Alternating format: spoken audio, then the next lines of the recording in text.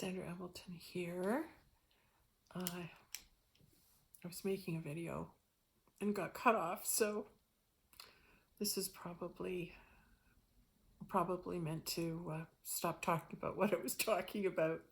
0 points. So the other message I was guided to pass along is this.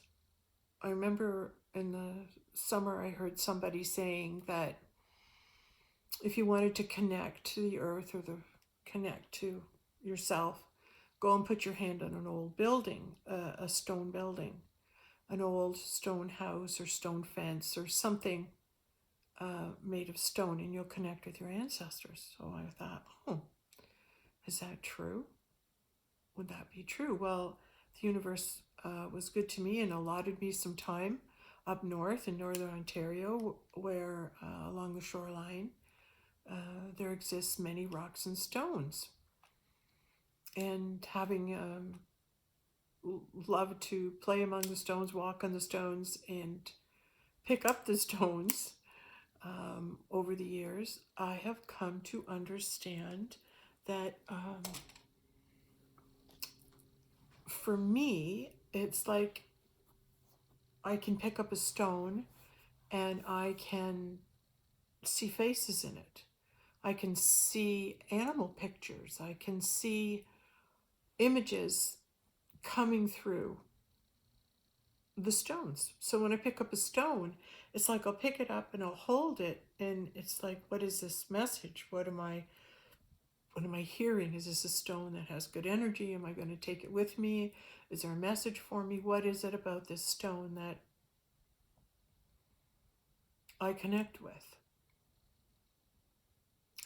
And for me, I have discovered that stones are like a portal to other dimensions, other beings, because they can, I'm just going to say what I'm hearing, they can easily come through and speak to you on a stone.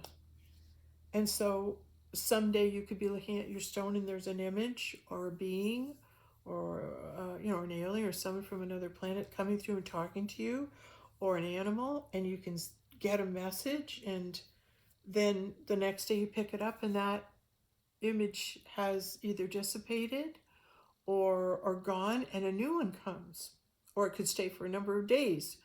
It all depends on that being or that energy that's coming through the stone and what messages they have for you and how long they're going to continue to use this. It's like it's a broadcasting station, really. And the amazing thing about stones that I've found is they're always cold. They're always cool. They always feel cool to the touch, and you can lie on them and hold them, and they absorb your heat. They take the heat, they take the energy, the hot energy, the heat out of you. And they're very cool and very soothing to hold and to place on the body. Now, having collected stones for years, I'm still learning more and more all the time.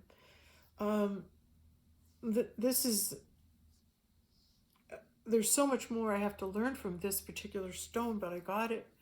I was led to it one day. It was a miracle how I got this stone. I was up on the Canadian Shield and way up north. Just up the Bruce Peninsula. And there was a beach there that my friend took me to, and when we got there, it was just a big flat stone. There was nothing, just flat, big, huge stone. And there was a few cracks in the stone you had to jump over to get to the other side. And then it was the the edge of the stone was in the water. And we were standing on this piece of rock. And my friend said, this is the actual piece of the Canadian Shield. It is ancient. It is so old. And it's like some of the oldest rocks on the planet. I went, wow, that's pretty cool. And there were no stones around, like pebbles or small sized rocks around. And I thought, well, I really love to take a piece of it. Canadian Shield, like an old rock like that. I wonder what message it would have. I wonder what it would say. And then there was this crack in, like I said, a number of cracks in the stone itself. And then I lied down and I reached into one of the cracks, and there in the crack, the way I felt it, it was this. It was like the stone was sitting in the Canadian Shield, and the water had gone all around it, and it made it smooth.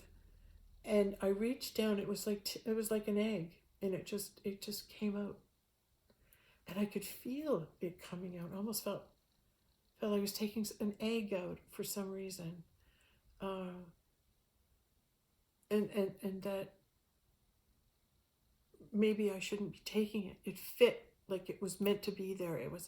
But it was almost like a treasure. It was almost like waiting for the right person to lie down and put their hand down and find it and take it. So this is a pretty special stone. I remember feeling guilty for just taking it. And what did I give back? I just took. And I remember saying to somebody, and they said, "Oh, you should return this rock. You need to return it." And I thought, well, okay, like I don't want to covet it or anything if I meant to return it. But then I realized why it came to me. It is a gift. It is a thank you. Because earlier that day, before I went down and visited the Canadian Shield Rock, I had gone to this property. And this property was very well known in the community, and this property was called the Tower, and it was a place that was for sale, and the main part of the cottage was a turret. It was just a turret, like a round building with a point on top, and that's what this cottage was someone built this round turret of a cottage, and it was on this old property. So my friend said, why don't you go over and have a look at it? You should go and see this cottage, this home for sale that's up here, because it's kind of different. I want to know what you think about it. And I went, sure, okay. So my girlfriend and I drove up to this property, and being a licensed realtor, I'm licensed to show properties, so we ended up going and looking at this property, and her husband's a licensed realtor too. So anyway, we go on this property and we're looking at this cottage, this home. And first of all, we started looking at it in the forest, in the laneway. Off the laneway up to the cottage was a treed area with lots of giant stones, big, huge rocks, big, huge stones. And it was like they were set in a row. And there was like maybe a conglomeration of either 6 or 9 of them. Now I'm hearing maybe they were set up that way. But we were sitting between the stones, and I can remember being in the woods between these stones, and I'm thinking to myself, wow, what energy's coming through these stones? So anyway, we kind of hung out there for a while, and I said, come on, let's go look at the house. So we go across the driveway and into the cottage and up the turret, up to the very, very, very top. And I remember, like, on the very, very top of the turret, there's no furniture. It was just an empty kind of attic-y top. But there was a door that led outside, and around the turret was a walkway. So we walked up to the very top of the attic type, the end of the top of the turret, opened the door and went and walked out around on the balcony. I remember leaning over the balcony, and I remember the thought of being above the trees and thinking whoever built this, great spirit, or wanted to fly, wanted to be above the trees. And then I thought, well, what birds fly above the trees? It's eagles. So to fly above the trees, or to be able to look above the trees, it meant you had unlimited vision. So I'm looking out here and hearing, from this point, you have unlimited vision. And I go, oh, okay. And then we walked around the other side. Now we're overlooking, we're standing on the balcony up above. Now we're overlooking the front of the property where all those big stones were. And as I'm looking down, I could see in my mind's eye all these Indian spirits, these native Indian spirits, walking across the driveway and coming into the cottage and up the turret. And as I watched, the forest started emptying of all these Indian spirits, these spirits that have lived in the rocks, that have lived on this land. These native spirits were all, and native Indians were all coming up and going up the turret.